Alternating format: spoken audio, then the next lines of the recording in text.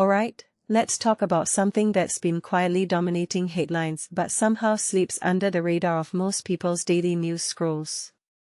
Picture this, a former president, now 83 years old, battling a cancer that's not just spreading, it's rewriting the rules of what's possible in terms of human resilience, political legacy, and the brutal realities of aging. And here's the kicker, his own son, Hunter Biden, isn't just sharing updates. He's laying bare the emotional weight of watching a parent you love suffer in ways that defy easy comprehension. What makes this really interesting is how it blurs the line between personal tragedy and public spectacle. We're not just talking about a health crisis, we're talking about a generational reckoning with mortality, power, and the sheer fragility of the human body when faced with time. Let's unpack this. First, the medical details: prostate cancer with a Gleason score of 9. That's not just aggressive, it's textbook or no territory. But here's where things get complicated. The cancer has metastasized to the bones, which means it's not just a localized issue. It's a full-body assault. And yet, the doctors say it's hormone-sensitive, which opens the door for treatment. But here's the thing, hormone-sensitive doesn't mean cured. It means managing a relentless enemy that's already won some battles. Personally, I think this raises a deeper question about how we frame these diagnoses. When we hear manageable, does that actually comfort us, or does it just paper over the reality that this is still a death sentence in disguise? Now, let's zoom out. Joe Biden was the oldest person to hold the presidency, and his age was always a lightning rod. Critics called it a risk, supporters called it a testament to experience. But here's the twist, Donald Trump is set to surpass him as the oldest president ever, and he's not even done yet.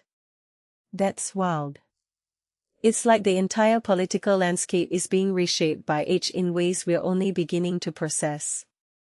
What many people don't realize is that this isn't just about individual health, it's about how our institutions are structured to handle leaders who are, by design, getting older.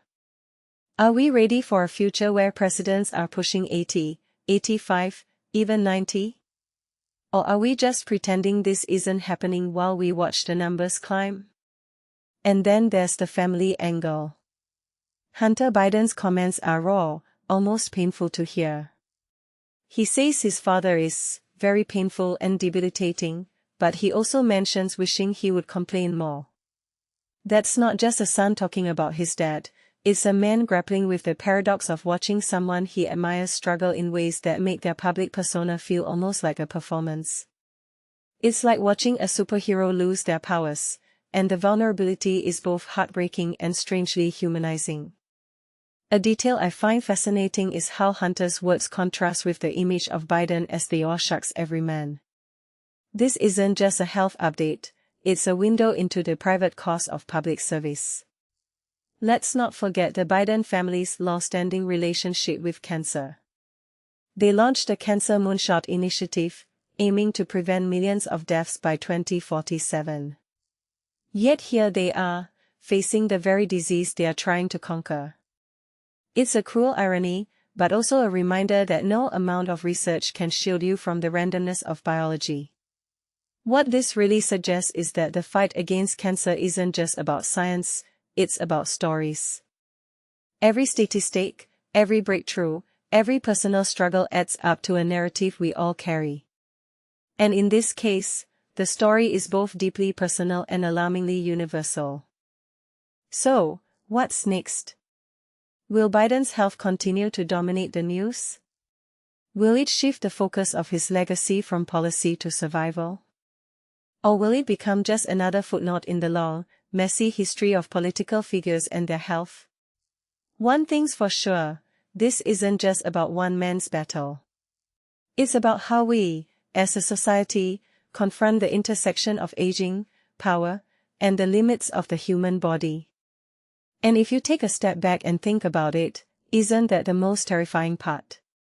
Because it's not just about him, it's about all of us, eventually.